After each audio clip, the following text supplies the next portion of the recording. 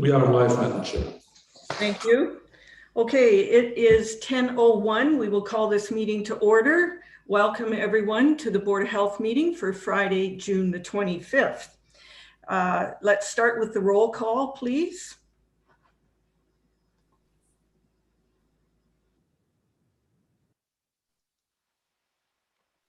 Sue Patterson. Present.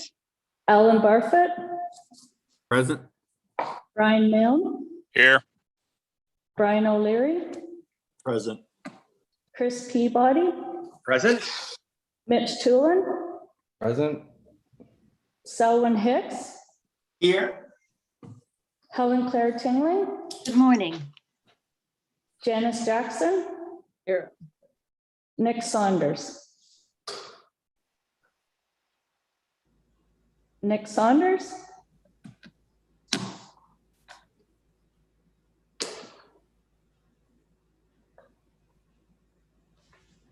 Okay, that is it then for the roll call. Thank you. Are there any amendments to the agenda? Seeing none, can I get a motion to approve the agenda as presented? I need a mover and seconder. Alan and Brian Millen, all in favor? That is carried. Thank you. Is there any disclosure of pecuniary interest or a conflict of interest? Seeing none, you may always declare it if one arises during the meeting. Item 5 on the agenda is adoption of the minutes. The first one is 5.1, the regular board meeting from May 28th. I need a mover and seconder, Brian O'Leary and Mitch. Any further discussion or comments about those minutes? Helen Claire? With apologies, I had the link late. But looking at the 28th, it looks like the conclusion that is recorded is the opposite to what we actually landed on. Which part of the conclusion? I'm sorry, about how to move forward. Let me just switch my screen again here. I'm sorry to hold everybody up here. I'm working one screen with multiple things going on. You're referring to the in-camera? Perhaps I am. Perhaps I'm Yeah. mixing things up here. I think so. Okay, thank you. Okay. We'll discuss when we get to the in-camera. Thank you very much, everybody. Okay, I'll call the question. All in favor of those minutes from May 28th? That is carried. Thank you.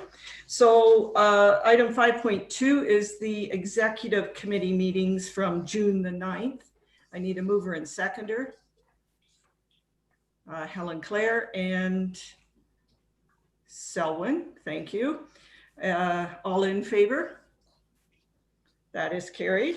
Thank you. Item 6 is correspondence and news releases. We'll start with the correspondence. Drew? Thank you, Madam Chair. And through you, present the correspondence. We have 11 pieces. The item 1 is a request from Bruce County with regard to information on their planning of the 2022 budget.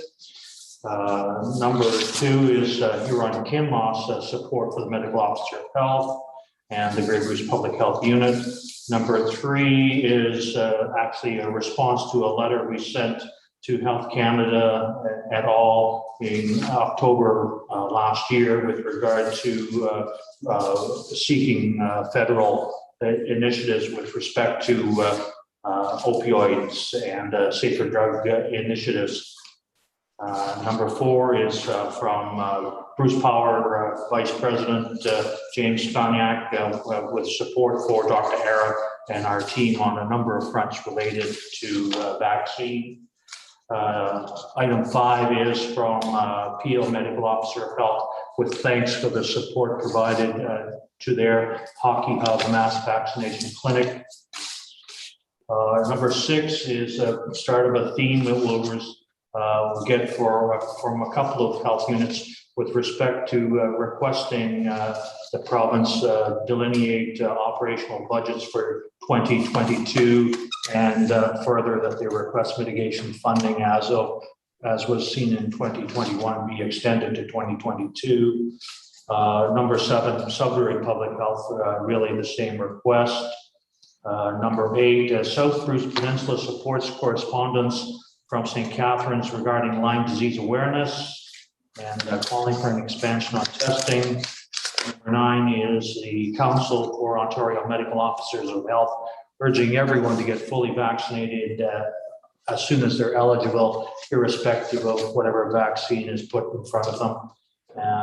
Number 10 is various updates from Alpha, and number 11 is again a request from Peterborough Public Health with respect to funding for 2022. Those are your correspondence, Madam Chair. Thank you. Any discussion, comments, questions about the correspondence? Seeing none, Drew, news releases. News releases, we have a busy newsroom, to say the least. A couple I might just highlight. We have had and continue to have overdose and opioid situations, and you'll see that theme through a couple of them. Early on in the releases, late May, we wrapped up a outbreak with a very high-profile restaurant in Grey Bruce, and we're happy to say we had great cooperation from that organization.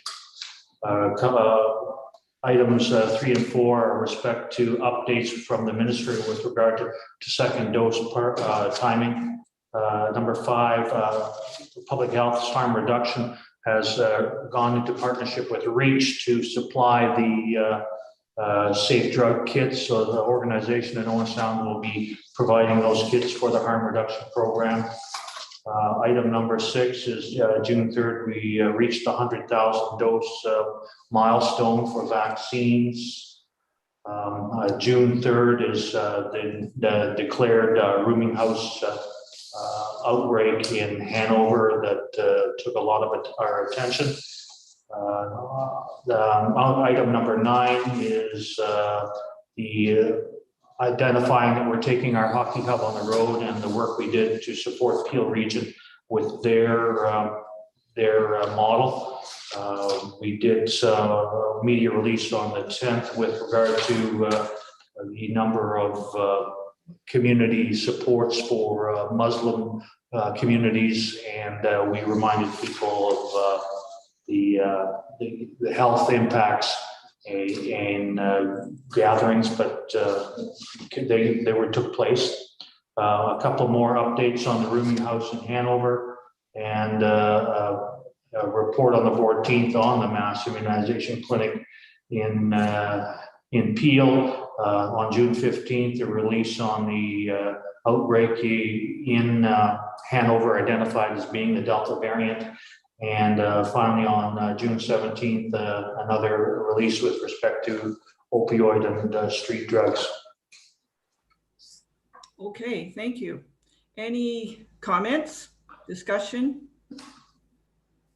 All right, so I need a mover and seconder to approve the correspondence and news releases as presented. Alan, Helen, Claire, all in favor? That is carried. Thank you. So item 7 is in camera, and we are a couple of minutes early, but I think we can, by the time we get into in camera, we'll be right on time. So it has been recommended that the Board of Health meet in closed session in order to address matters pertaining to advice that is subject to solicitor-client privilege and to consider personal matters about an identifiable individual. I need a mover and seconder. Brian O'Leary and Brian Millen, all in favor? That is carried. Thank you. And we'll just let Connie do her thing so we can go in camera officially.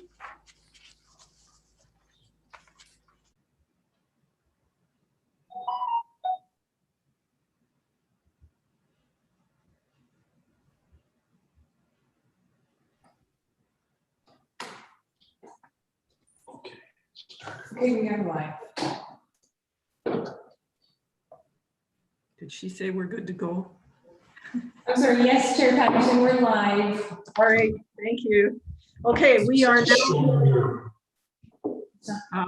we're calling our meeting back to order. We are now in open session. And Sorry, Sue, we'll have to try this again. My apologies, Chair You're Patterson. there now. Yeah, No problem. there now. Oh, no, we're gone. Is your machine just, It keeps jumping back and forth.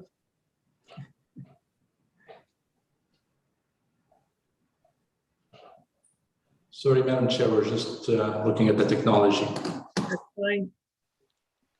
Happens to all of us.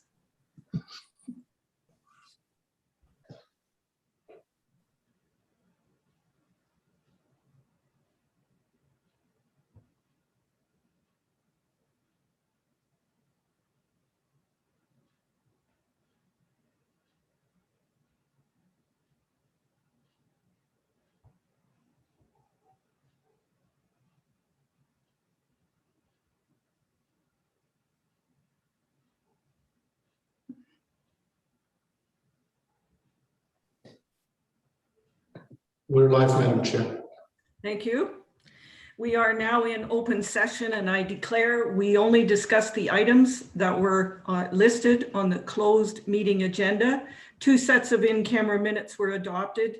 Direction subject to solicitor-client privilege was received and a personal matter about an identifiable individual was considered.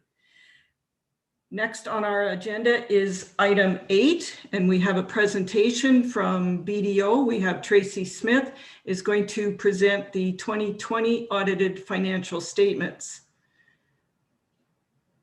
Welcome, Tracy.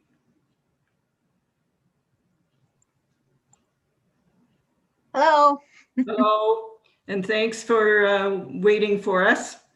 no problem. Yeah, so the floor is yours. Okay. Let me just get everybody on the right screen here so I can see everything. All right, so you can hear me okay though? Yes, very Okay. clear. Okay. So I'd like to thank the board for inviting me to your meeting this morning. Also on the call, I think, yep, okay, there she is Victoria Watson. She's the senior manager on the engagement and has been the senior manager for a number of years on the engagement. The audit was performed entirely virtual this year. A virtual audit poses some challenges and additional work to scan and exchange documents. So we'd really like to thank Matt, Kim, Christy, and all their finance team for their patience and cooperation in completing the audit with us virtually. The report with the picture that's in your board package is our communication to the board. Now, did we want to bring that up or you just want to follow along in your own packages? I think we could bring it up. If you can share your screen, I think that would help. Okay.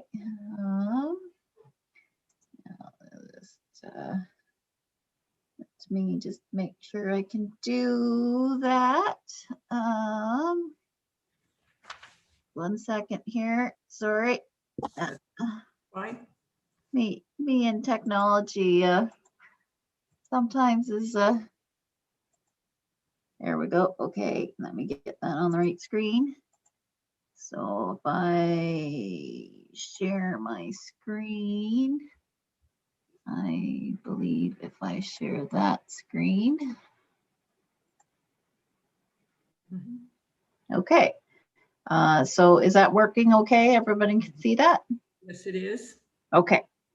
Okay, so this report with the picture is our required communication to the board. So I'll provide just a brief summary of the required communication and then provide just a high-level overview of the draft financial statements. Since we are virtual, I'll take questions at the end of the presentation. Yes. The summary is, as your auditor, we have the responsibility to communicate with those charged with governance, which is you, the board, on an annual basis. So this report contains all the required communication under auditing standards. The report is very similar to last year, as the content is prescribed by auditing standards, and it is required to be communicated every year. So the status of the audit, the draft financials need to be approved by the board before we can release them in final. Once we have a approval and a report date, then we'll need to obtain the signed management letter and do subsequent event review up to the date of the financial statements. And we also have to get legal confirmation up to that, that report date.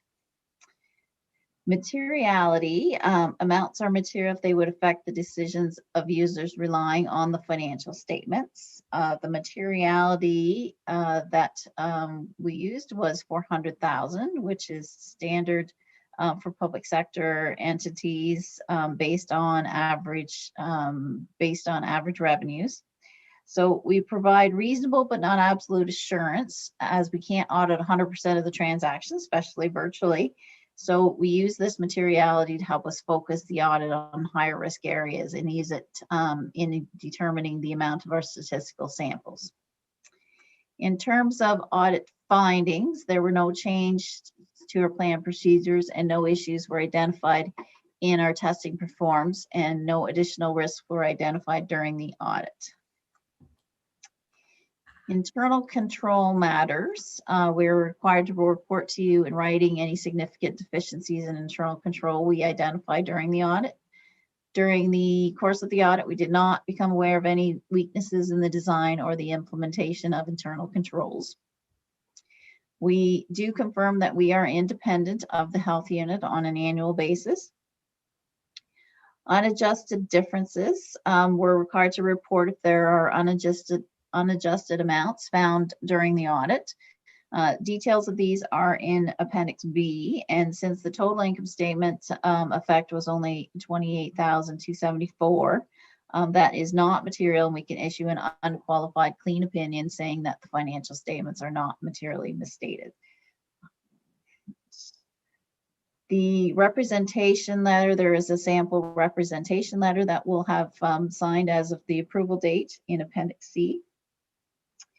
And for fraud discussions, auditing standards require we communicate on an annual basis a discussion on the responsibilities to prevent and detect fraud.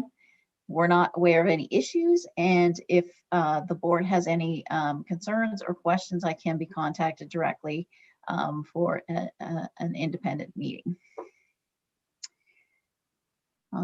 So that is the required communication. I'm just going to scroll down here, so you may not want to look at the screen for a minute. I'm going to scroll down to Appendix A, which is the financial statements.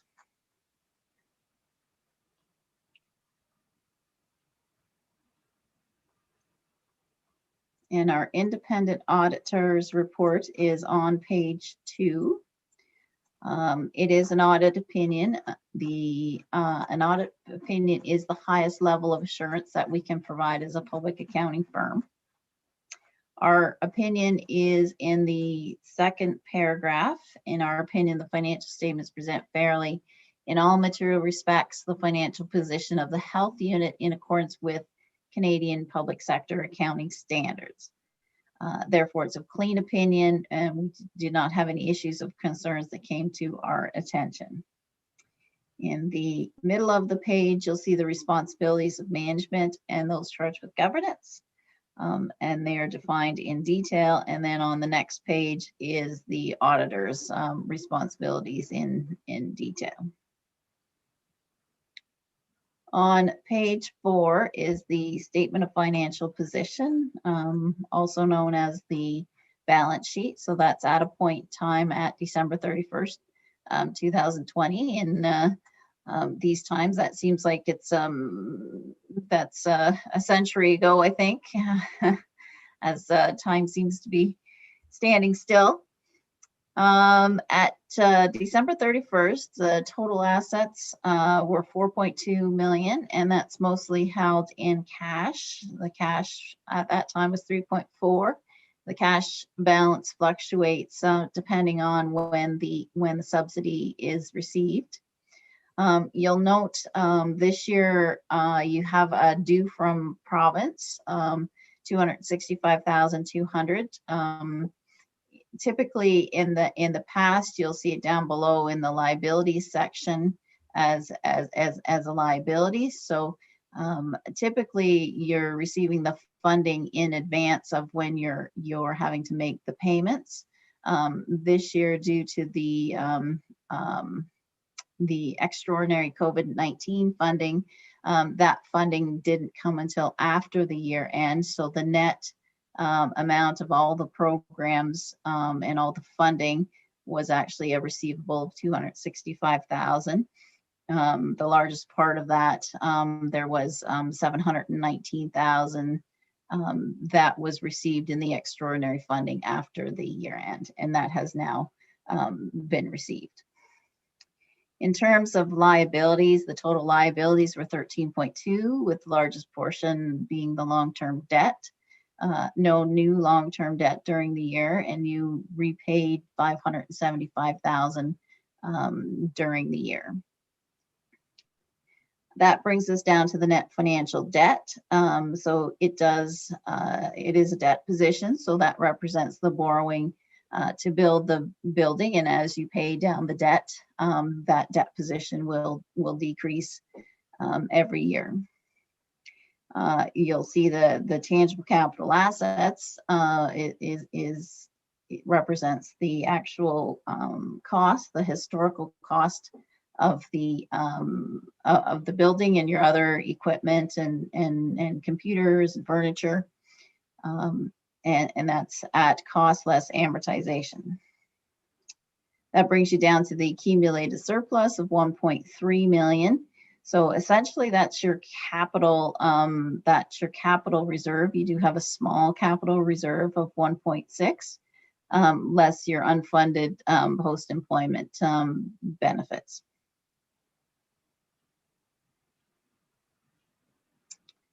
The next page is the statement of operations and cumulative surplus. So these are the transactions for the year. It is consolidated, so this is all of the programs, mandatory programs, your 100% funded programs, your cost shared programs. So the total revenues were $16.1 million. The revenues include both operating and capital, although you don't get a whole lot of capital funding. The funding for the mandatory program was just over for the mandatory program was just over $9 million. So that's the cost shared portion that's now 70-30. And 2.8 million was programs that were fully funded. So the county contributes, the county contributions you'll see there are the same as the prior year as per your budget, even though the funding level for the counties went from 25 to 30%. So the additional 5% was funded from the mitigation funding during 2020. Any additional costs due to COVID were also covered by the COVID extraordinary funding. So there was no, all of the costs were funded with the additional funding during the year. The total expenses are just over $16 million.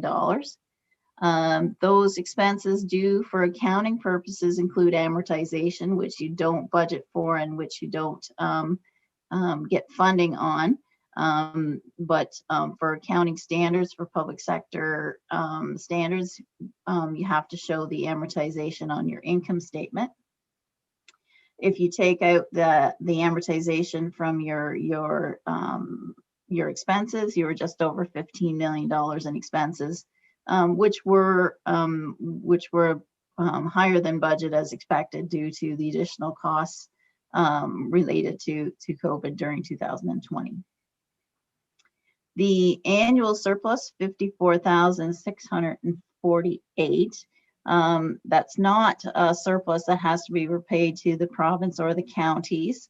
The funding that is recorded in the revenues and expenses is matched. The expenses equal, or the funding is reported to equal the expenses, and any receivable or payable in those funding programs showed on the balance sheet there in that net receivable.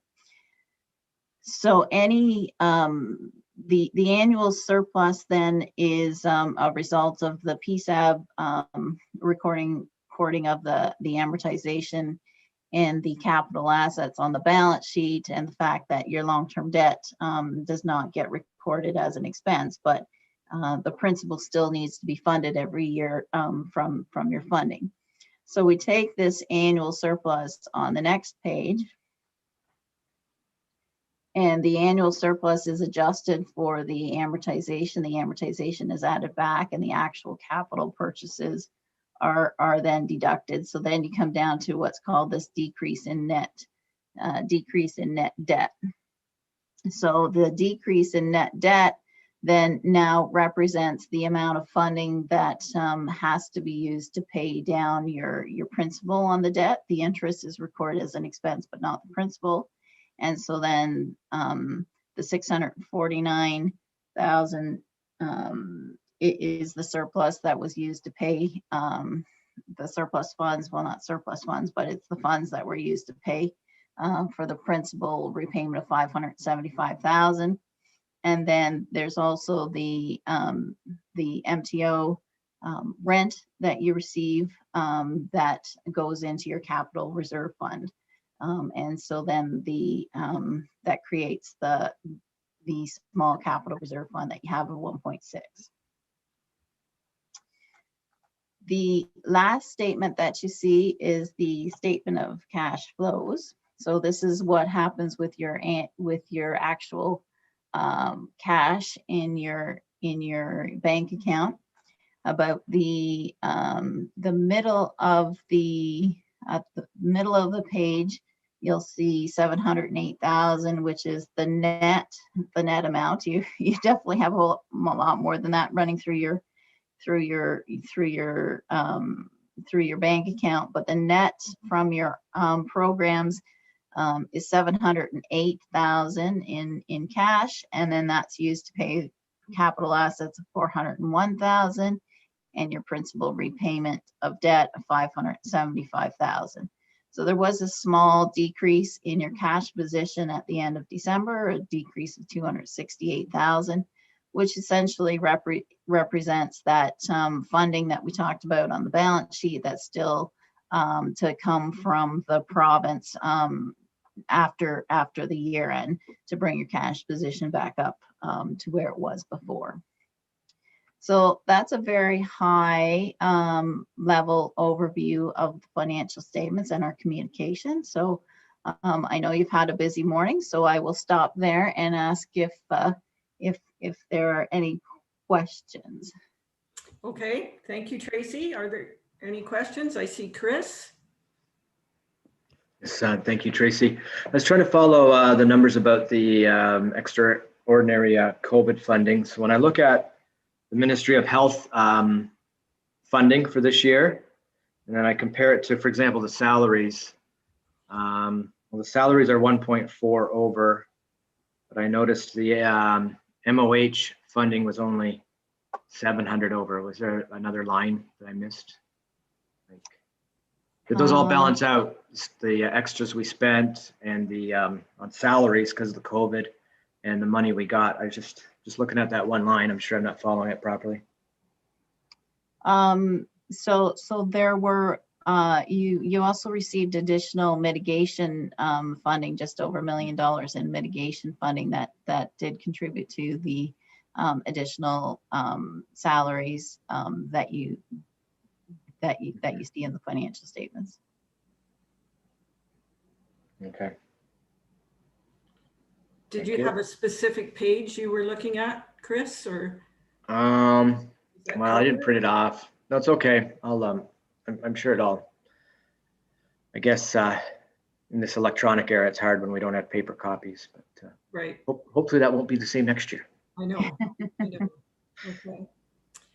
Any further comments or questions? Alan?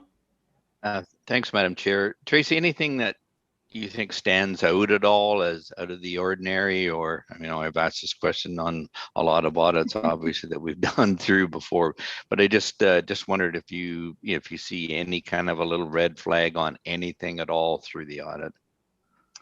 Yeah, so we're required to communicate with you if there are any problems that we arise when we test the internal controls.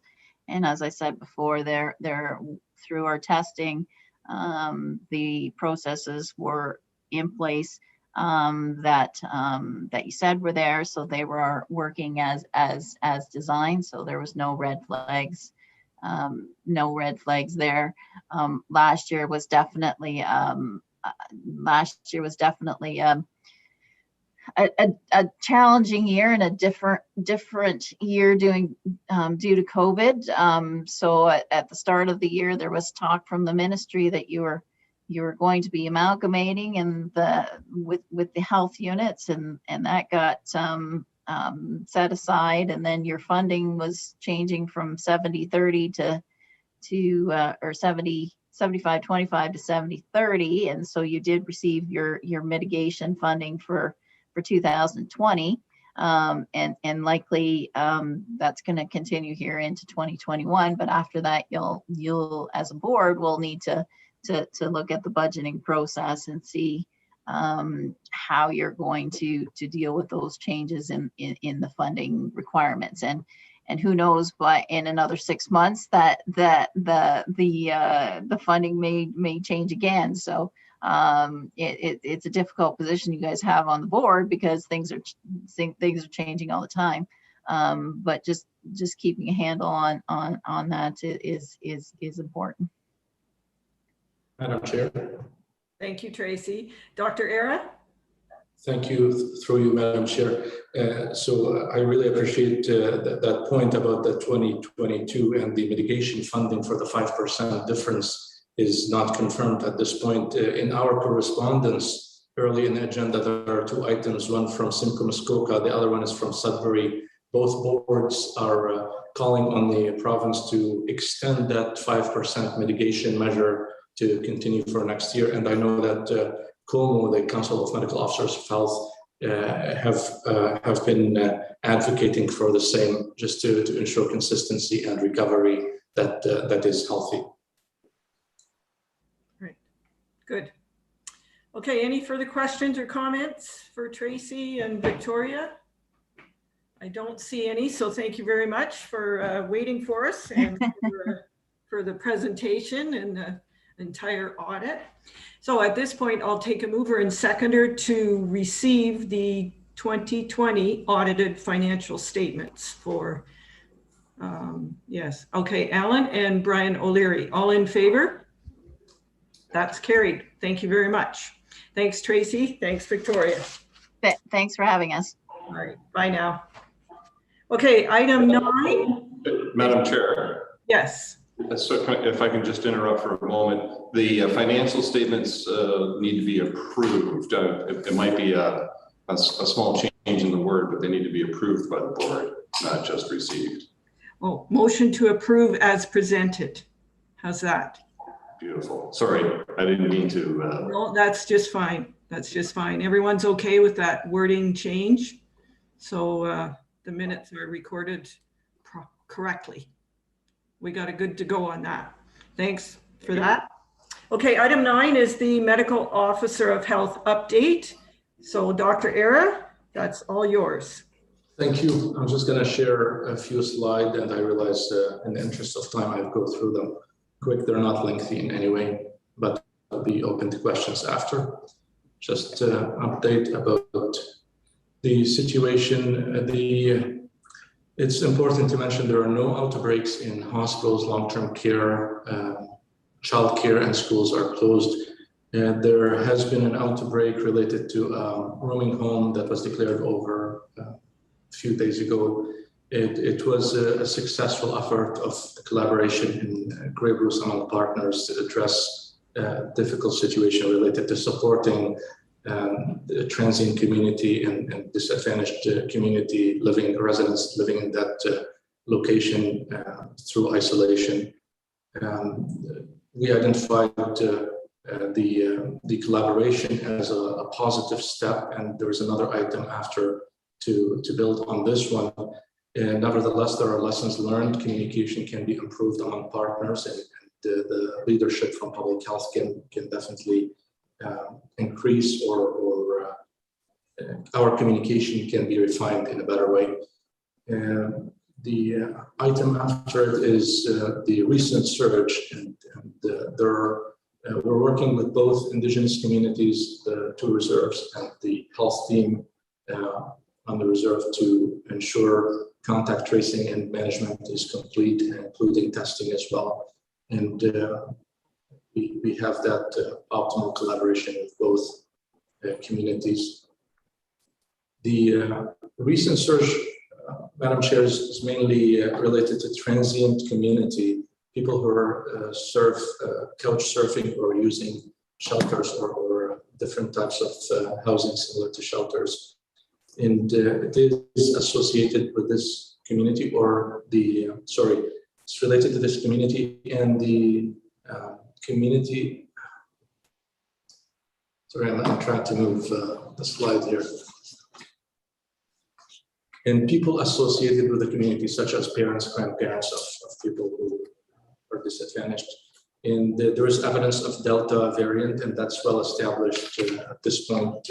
We established earlier by clinical data, epidemiology data, and lab data, and now the lab data is paramount. There are a number of cases that tested Delta related to the surge.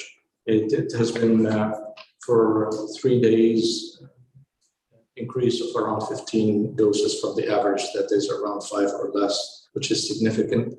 Nevertheless, you look at some of these cases, some of them might have had remote infection and recovered, but they still test positive.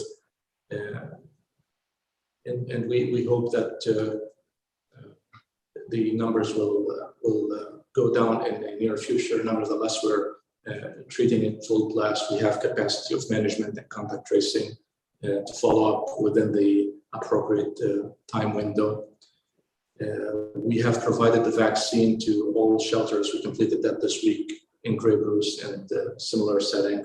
We're working with the partners, police, EMS, and the mobile unit from the health unit to provide the vaccine even to unregistered shelters or housing that might carry the same risk.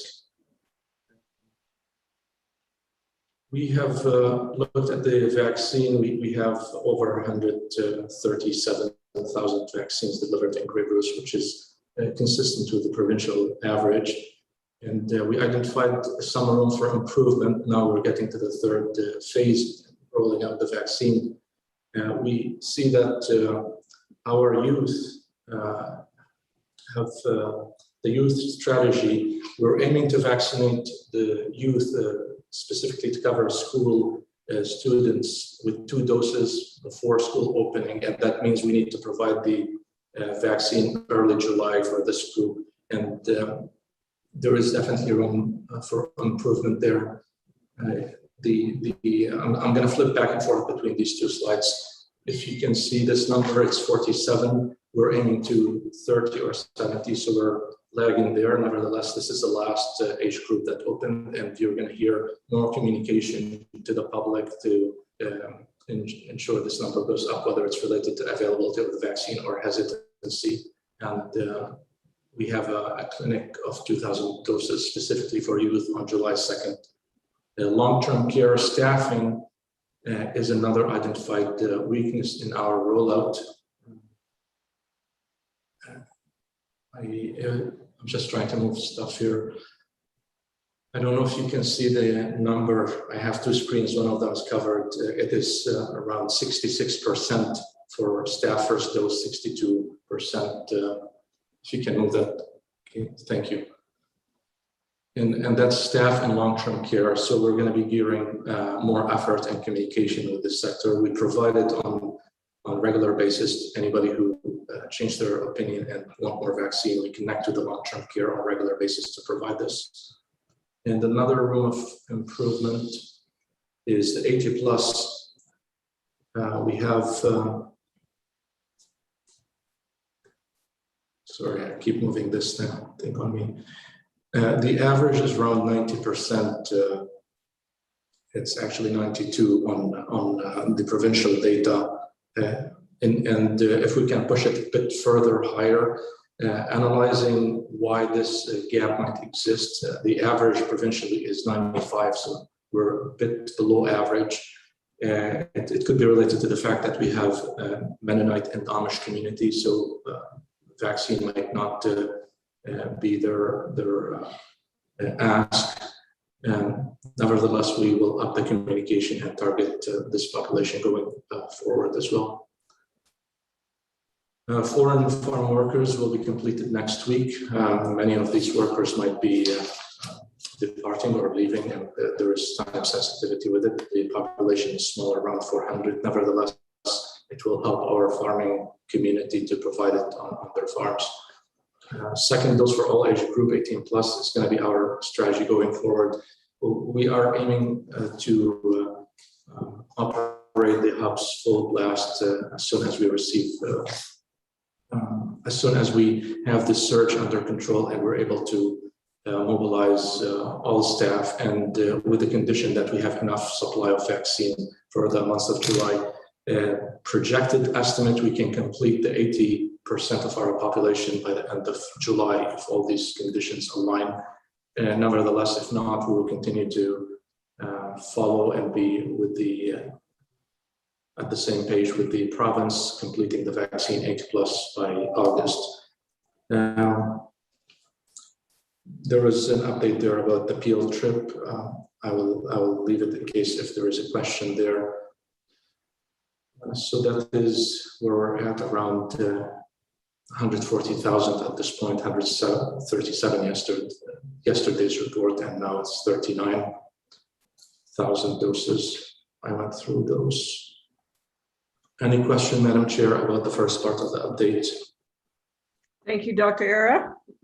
Any questions? Just speak up, please. Chris? Yes, Doctor. The outbreak in the transient population seems to have spread outside of Hanover, and as you reported in the paper, Owen Sound. I am concerned about the growth rate of the virus in Grey Bruce.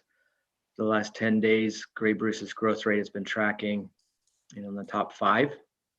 Today, we're in the we're tied with North Bay as the having the region with the highest growth rate for the virus. And I just wondered, is this going to get under control, or are we dealing with the Delta variant, which is going to cause us much more problems?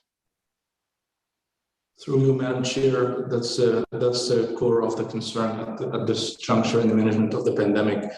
Just one point of clarity there. The outbreak didn't go from the Hanover outbreak to spill out. Rather, it was identified first there. Anytime we identify a case, that means the person was infected 14 days before. And we had evidence of the Delta variant before we identified within the outbreak in Hanover. And if I may explain, I might be not explaining it well. The case that was identified first, based on that case, we tested people around in the location in a roaming home. Then later was identified as Delta variant because it takes time for the lab to come back as Delta variant. And that case was not a resident from the roaming home, rather visited that place. And there was a second case, that came back as Delta, was associated with this case again in a transient community outside of the outbreak. They might have visited or they visited. Nevertheless, it's never one line of transmission, rather a web.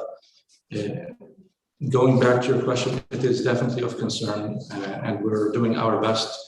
It is difficult to for people to isolate in general, but for a person who might be struggling with using drugs or with homelessness, it is more difficult for them to isolate, more difficult for them to provide all the information that we need, more difficult for compliance. So it is not an easy challenge. And the Delta variant, like you rightly identified, is an added risk. It has high efficiency in transmission and shorter incubation period, where we're seeing cases generating second line of cases or third line within 2-3 days for each transmission. Given that the Delta variant is spreading here, and we do have the highest growth rate in that virus, is it possible to get more vaccines in? Can we be declared a hotspot and get more vaccines like they're getting in Waterloo? Through you, Madam Chair, definitely that's something that we asked for, and we provided, as I mentioned, the vaccine to all shelters in Grey Rose's second dose ahead of the provincial direction, ahead of the provincial deadlines, and because of that, and definitely with the First Nation as well. Location, our goal is to provide the vaccine there to everybody, second dose, as soon as we can, since all these outbreaks or transmission is related. Further questions? I have one. Dr. Era, how many school children are you looking at vaccinating? Like the first dose would be in July, second in August? Madam Chair, we have a population around 10,000, short of 10,000 school students. And the goal is to provide the first dose early July and the second dose in an interval after 8 weeks. And there is the ability to go with a shorter interval, but the provincial direction is to honor that interval.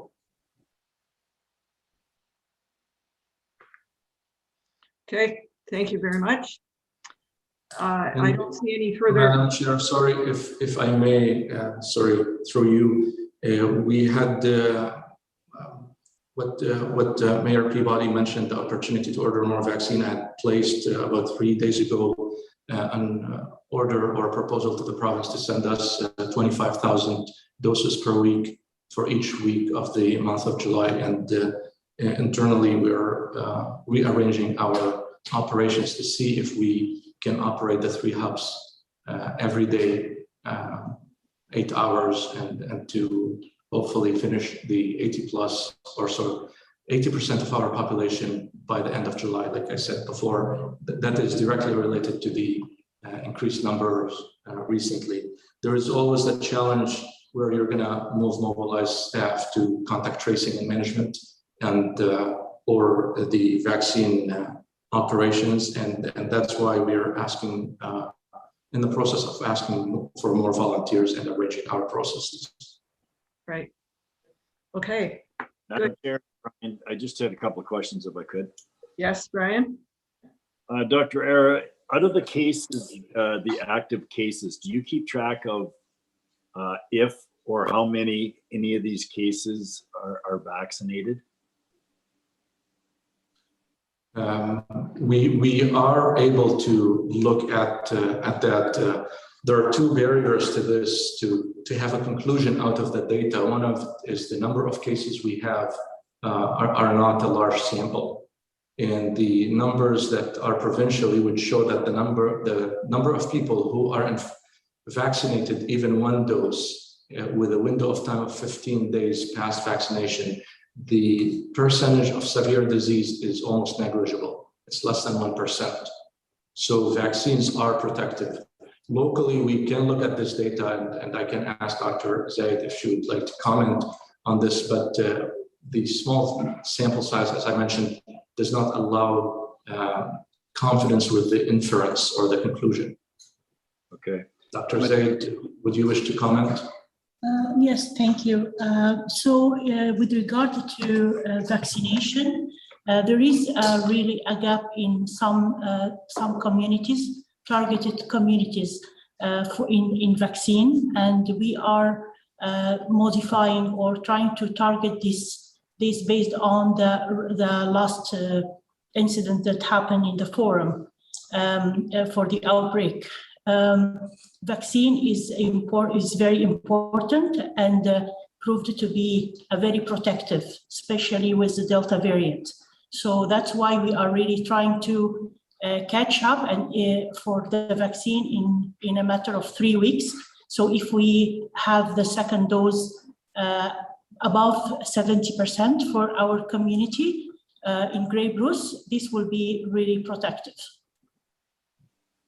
Great, thank you for that. And my second question, Dr. Ara, is the gentleman that was arrested for not isolating, do we have a handle on where that person was, or is that a concern at all? Through you, Madam Chair, there are a number of people who are not compliant. Of course, we can't talk about individuals, but we are working with the partners, with the police, with the alternative housing, with the municipalities to ensure compliance to the best of our ability. Compliance might not be ensured in every single case. Some people might justify all the measures that our system has and that enforcement agencies might have. There are two protective factors there.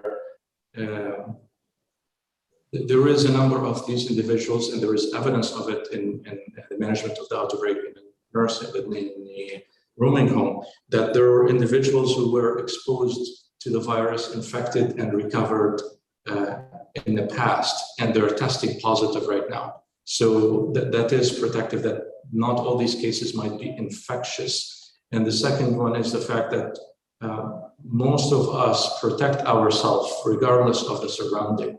So whether there is increase in number of cases in Grey Bruce or not, so long as each one of us is vigilant and keeping distance, washing our hands, using a mask, following the recommendation, the fact that that person is identified and isolating or complying or not might not change the risk for the general public.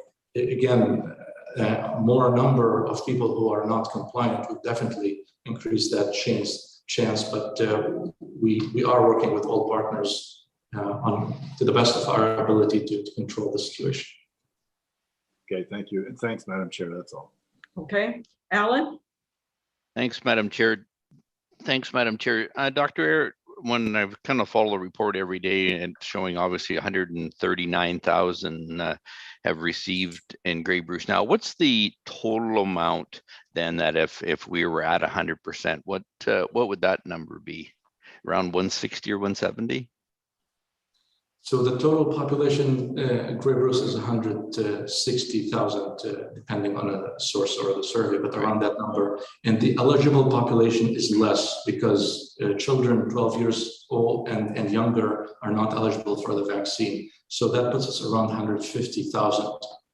And now we're around 140 first dose and some of our second dose. We more or less need around 100,000 doses to reach the 80% of our population.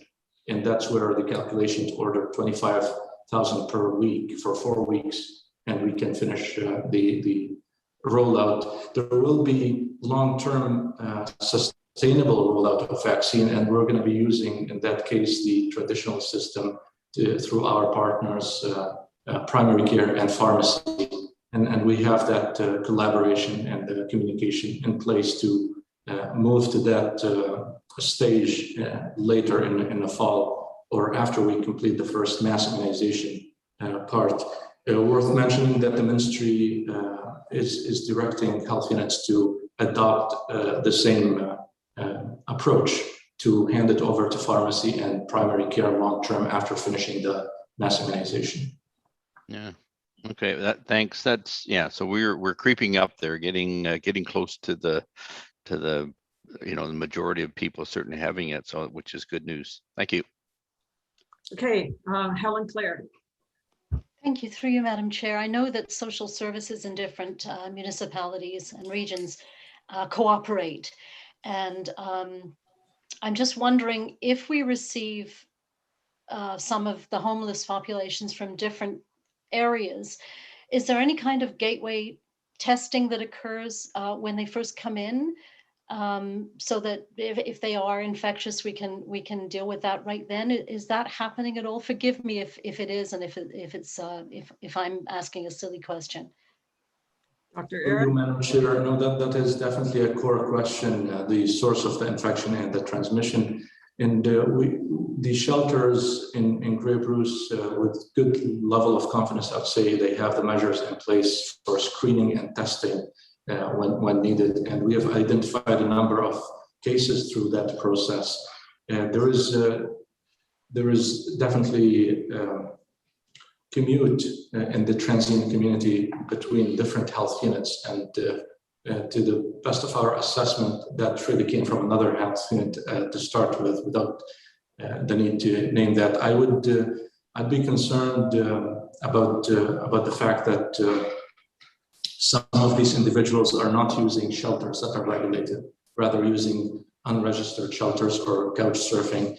There is the added layer of potential. Some people are using drugs, which makes it very difficult to elicit information. How did you deal with, who did you deal with, or who you spend time with? So it is not an easy task to trace. Nevertheless, your question is, are there measures in place to test at shelters and screen? And the answer is yes, definitely yes. Okay, I don't see any further questions. So next on the list, 9.2, modernization. Madam Chair, that's no update on that front. We didn't receive any communication from the ministry. Thank you. 9.3, opioid situation. This item has two brief sub-items. We continue to have the core programs. The outbreak in a roaming home was a good example about the collaboration among partners to ensure support for the people who might be using opiate or other drugs. And the second item, Madam Chair, is related to the Alpha resolution that our board directed myself and the staff to put forward about 4 months ago to the Alpha, which is the Association of Public Health Agencies. The resolution passed, and the essence of the resolution was to capitalize on the leadership of public health and coordination of different partners to address the COVID emergency, to capitalize on this leadership and channel it and use the momentum to address the opiate epidemic. And to my delight, Alpha passed it. So there will be a call on all level of governments and all organizations that work in public health to make dealing with the opiate crisis one of the priorities going forward. Thank you. Any further questions for Dr. Aaron? Brian? Thank you, Madam Chair. Dr. Ara, I read something the other day on, I don't know what they call this association. It's the Mayor's Association, but it's the big, large populated cities. And they've got together and they're asking the governments to decriminalize these drugs. I'm just wondering what your thoughts are on that. Would that, if they decriminalized, would that force judges to send addicts to treatment rather than jail? Or what are your thoughts on that? Through you, Madam Chair, the opiate crisis is a multifactorial, and there are different approaches, and there will be the need to utilize all the potential approaches to address these different factors. One of them is decriminalization, and there are experiences in different countries where decriminalization have helped in reducing reducing the severity of the crisis in those countries. In general, public health support that approach. It has to be part of a bigger picture and different other approaches to be successful. Okay, and just to follow up, if I could, at what point are we going to be able to tackle the opioid crisis in terms of, you know, as a board, as a county, as politicians, and start putting pressure on the government to do something about this? Like, I know we've had the conversation before and the timing wasn't right because of the pandemic. How close are we to start to push the buttons of government to get something done here? Through you, Madam Chair, we have already started. We've always maintained the core programs, and like you rightly identified, at some point in the middle of the pandemic, any effort to help somebody to go to rehab or to get help from the healthcare system might be ending prematurely because the healthcare system is overwhelmed with dealing with the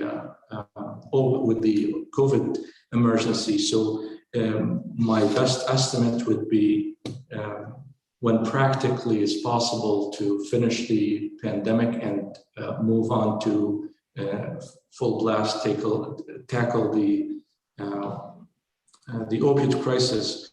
But we started, when I say we already started, because we're already with this same item I'm updating the board on, we're communicating that this is the intention, this is the direction, we're mobilizing different partners. The outbreak in the roaming home is an example where the partners came together not just to manage the outbreak, rather to manage the health need of the disadvantaged population living there. So again, I don't believe there is a clear-cut time where one would end, the other will start. Rather, we start communication and working on one, and we de-escalate one and escalate the other. Thanks, Madam Chair. Okay, thank you. Any other comments or questions? Okay, I need a motion to receive the Medical Officer of Health update for this month, for June. Mover and seconder, Brian Millen and Helen Clare, all in favor? That's carried. Thank you. Thank you, Dr. Era. Item 10 is corporate services. 10.1, the financial report for April. Matt. Thank you, Madam Chair. So you have the 4 months for the first year for this year, 2021, in front of you, and I think a couple of points. The first one is if you see the total revenue, how much we're over or under. We are under by about $1.2 million, and how much we are in deficit this year is approximately $1.1 million. So our funding, we're waiting for the approval. That's why it's not showing up as in our financial statements yet. That is the COVID response funding that we've applied for. And I can report that some conversations with the ministry over the last number of weeks in regards to that. They're on their way through the process of having approvals. So we'll keep you obviously in tune on that progress, but essentially we are operating as we had expected to under our budget, which included the additional funding to come. So that's on the operations side. We also then have on the projects side, 2 projects for the dental that are progressing. They've just begun to kick off, so the expenses are beginning to roll in. And again, they are, at this point, we are seeing everything operating as we're expecting. Thank you. Dr.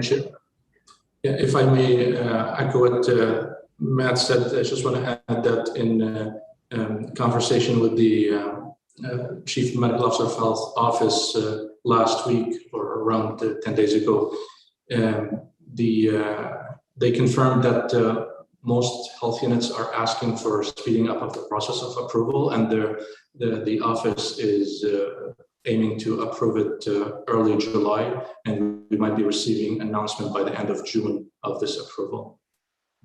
Okay, thank you. Are there any questions for Matt? All right, I don't see any. So I need a motion to receive the April financial report. I need a mover and seconder. Selwyn and Brian O'Leary, all in favor? That's carried, thank you. So moving on, item 11 is other, and we have the Grey Bruce annual report for 2019. Madam Chair, that's with Drew, if it's all right. Madam Chair, through you, if I may, 2019 seems like a lifetime ago. The annual report was obviously put on the back burner throughout 2020 with the significant attention put towards the pandemic. And only this year, April, did we start doing some continuity of operations and trying to do some catch up. And we were able to complete the annual report of 2019. So that is a fulsome report on actions and activities of the health unit for that calendar year, and presented to you for your receipt. Thank you, Drew. I thought it was a great report, and that photo right there says everything about smoking. Like that one, just, boy, that really caught my eye. So good work. So any comments, questions? We'll look forward to the next one when it does arrive. So, all right. And Dr. Era, any further comments on the resolutions?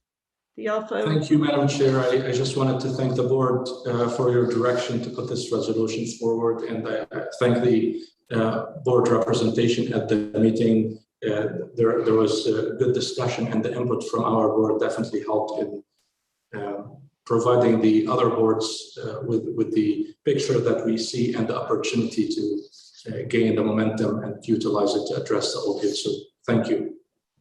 You're welcome. Alan?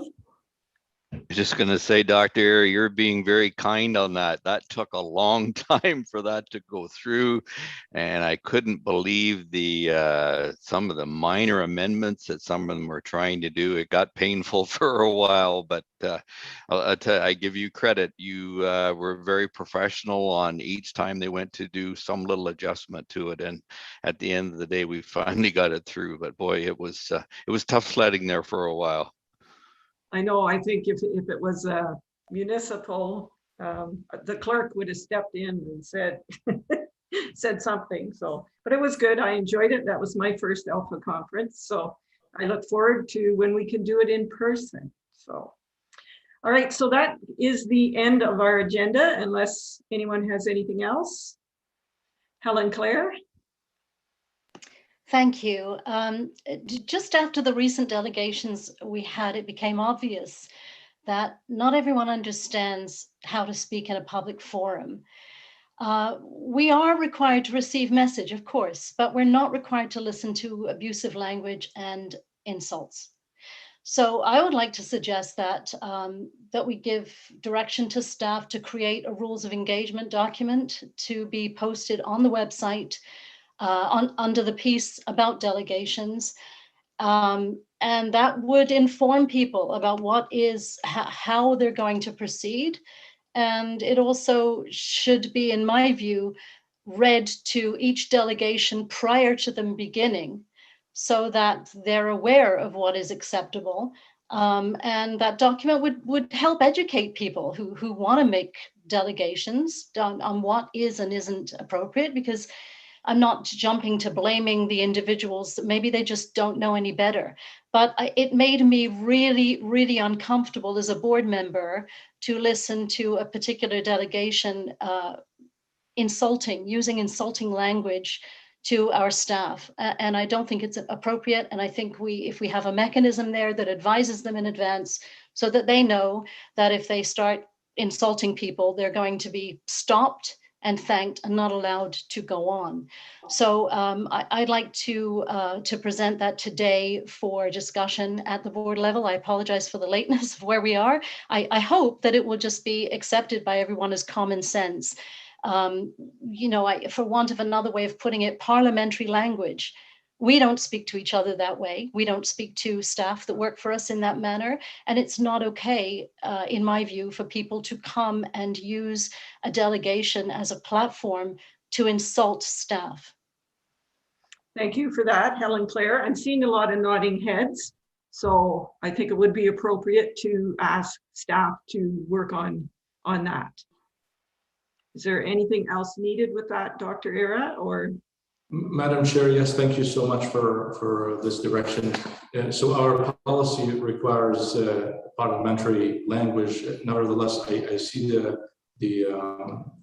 importance of posting this online and having rules of engagement specified and posted online on our website as well, or communicated like suggested to the delegation and read to them. Okay, good. All right, so the last, we need a motion to adjourn at 1:02. I need a mover and seconder. Alan and Selwyn. All in favor, I'm sure. Thank you very much, everyone. Good meeting.